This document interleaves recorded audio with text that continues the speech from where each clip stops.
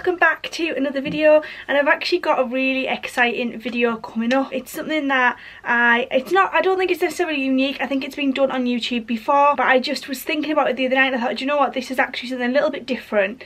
Let's do this. But before I tell you what that is, please, if you haven't already, hit that subscribe button. I want to see you stick around. And if you haven't already, then make sure that notification bell is switched on, because you know you want to get my videos in your subscription box. And give me a thumbs up, I'd really appreciate that. But now we can get straight on into this video. And I was thinking the other day about all these beauty trends that have gone on in 2018, and I thought it would be really fun to do a video about the beauty trends that I thought should stay in 2018, and also a video on the beauty trends that I loved in 2018. So this video is going to be the beauty trends that I think should stay well away from 2019 and get themselves back into 2018, because I don't want to see none of that around here. Let's just jump straight in. The way this is going to work is basically I'm going to just insert some pictures to show you what I'm talking about. Just the easiest way to film this video. Can I just add a quick disclaimer before we jump into this video? Now, these might be trends that you've absolutely loved in 2018, and I'm not going to take that away from you. If you absolutely love that, that's fine. This is just my own personal opinion, and if it is something that you love, I would love to know down below what your opinion on it is. Everyone's entitled to their own opinion at the end of the day, aren't they? So the first thing that I think really needs to get its ass kicked all the way back to 2018 is crazy eyebrows. Now, I find eyebrows difficult enough to do them when they're just like this, then all these crazy brows that have been floating around. Yes, I'm talking about the halo brow, the tiger brow, and even fishtail brows. I mean, nah, I don't get it. I don't get the crazy brows. They're not wearable. Yeah, they're quite fun and quirky and they're funny, but you're never going to go out the house like that. And apart from Instagram, I can't really see there being any need for them in 2019. So the second thing that I want to see disappear in 2019 is glitter face masks. You might have seen the likes of Glam Glow do it, you might have seen the likes of Too Faced do it, probably seen these glitter face masks popping up all over the internet, and I actually love the idea of a glitter face mask. I think they're absolutely fantastic. They look great, they're really Instagrammable, and they're just really fun and quirky.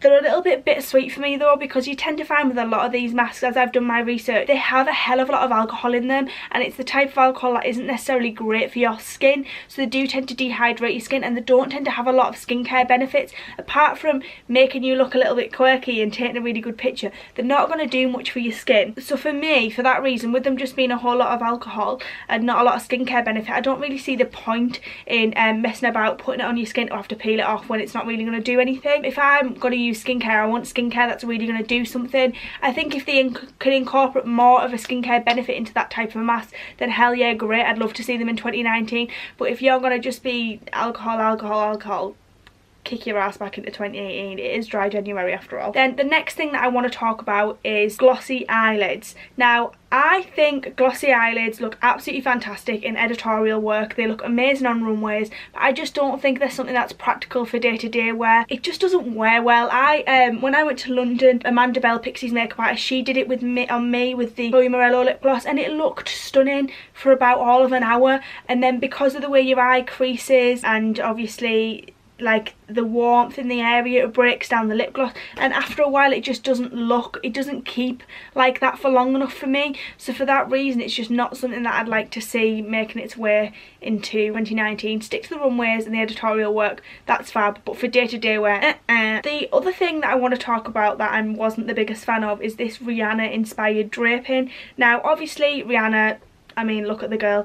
She could pull off a black bin bag. Like, it doesn't matter what she's wearing, she's going to look 100% hot to trot. In the 2017 Met Gala, she wore makeup which was done by the makeup artist Laura Arnello, and it was made its way onto the 2018 runway, and it was really, really popular. And it was this technique which is almost called draping. I'll insert a picture here of Rihanna with the look, and as you can see, it's almost like blusher flushed right the way around the cheeks all the way up to the brow bone, which looks again fantastic on runway looks. It obviously looks amazing on Rihanna, I mean, come on. But as for myself, I just look like I've got a bruised cheek.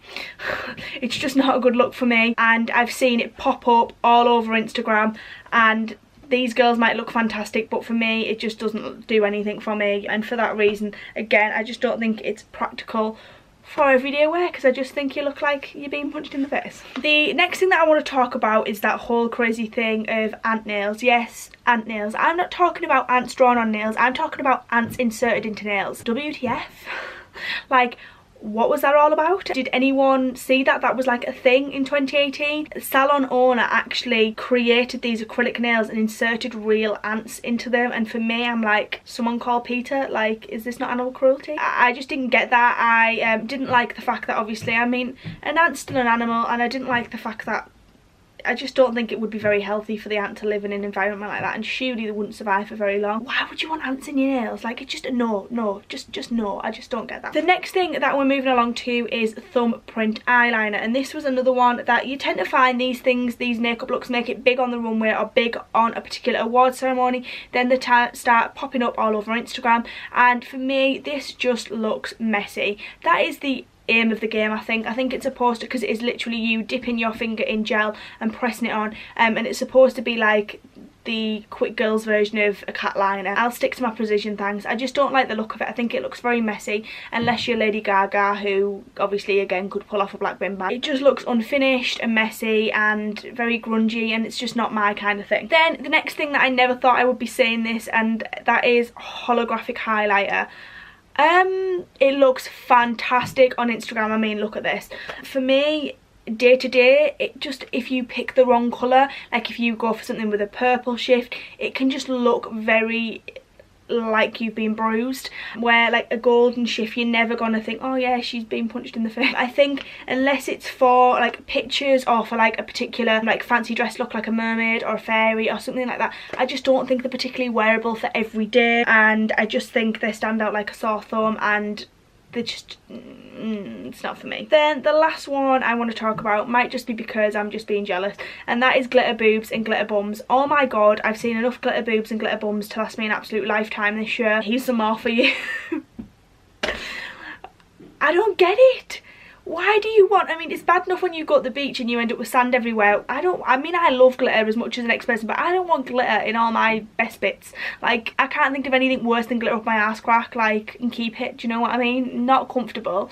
And as far as glitter on my boobs, I would just feel so self-conscious. That might just be a personal thing. I mean, I think these girls look absolutely fantastic, let's face it. The last thing I would be thinking about is laying in glitter and covering my ass and boobs in glitter. Yeah, it's not for me. Anyway guys, this was quite a short but sweet video, but I actually thought this was quite fun to go through all of these trends that have been popping up in 2018 that I hope don't follow us through to 2019. I just thought it was quite a fun idea to do, and it was just quite a nice way to look back on the trends that have happened in the year.